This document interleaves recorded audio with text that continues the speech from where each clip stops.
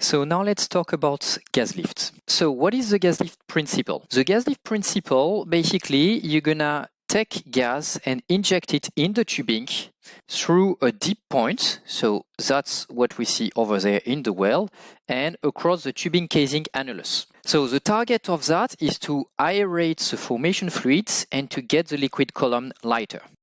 So here we have a well schematic. As you can see, we inject the gas lift over there through the tubing casing annulus, and then it gets from the casing to the tubing across the valve, which is at the bottom there. And this is how we will lift the liquid to the surface so that it reaches your production separator. So now let's take a look at a few numbers in order to understand better the gas lift principle.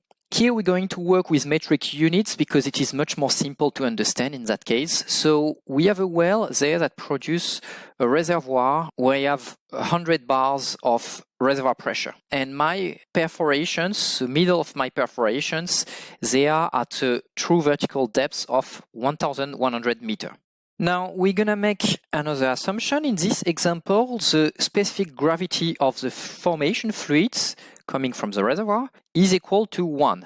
So because of that, the height of the hydrostatic column that balance with the reservoir pressure is 1,000 meters. Therefore, as my perforations are at a depth of 1,100 meters, the hydrostatic column that balance with the reservoir pressure is 100 meters short from the surface. So hence, this well is not able to produce in natural flow.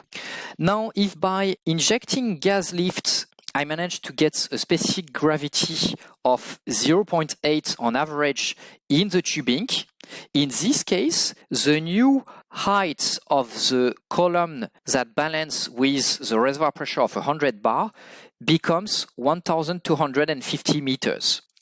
And so in this case, we can see that these columns is 150 meters higher than the reservoir depth.